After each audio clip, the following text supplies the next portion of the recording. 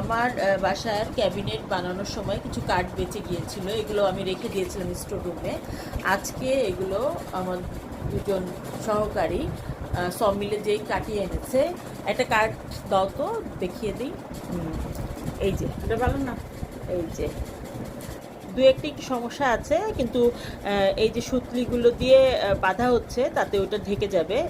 এই রকম কাঠগুলো আমি করে নিচ্ছি। একটা আমার হাতে দাও তো, একটু দেখিয়ে দিই। এই যে খুব টাইট করে বেঁধে নেওয়া হচ্ছে। এইটা গাছের পিছনে সাপোর্টিং হিসেবে ব্যবহার করব।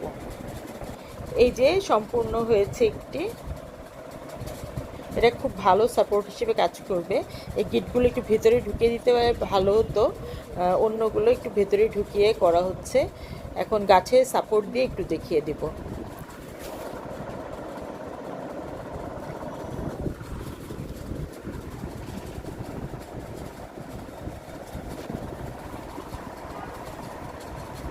হ্যাঁ, দাঁড়া। এই তো এইভাবে একটু রশির প্যাচটা ছাড়িয়ে নিয়ে একটু একটু করে আলাদা করে নিব।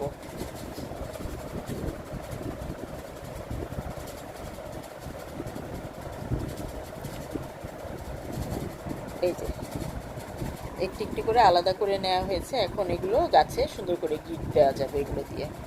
এই যে সুতলিগুলো থেকে আমি এইভাবে এক একটি রশি আলাদা করে নিয়েছি, তাহলে গাছে বেঁধে দিলে প্লাস্টিকের কোনো ব্যবহারই আর হলো না, সব কিছুই প্রাকৃতিকভাবে ব্যবহার করা হলো, যা গাছের জন্য খুবই উপকারী।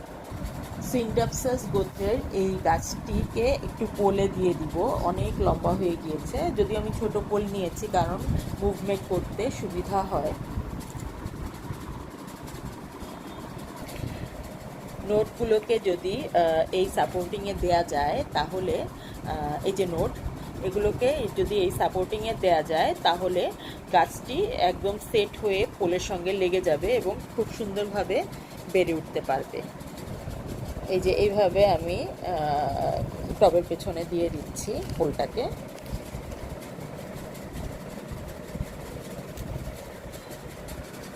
পোলটা এই যে এরকমভাবে লম্বাভাবে সেট করে দিলাম। এখন গাছটাকে এটার সাথে অ্যাটাচ করে দিব।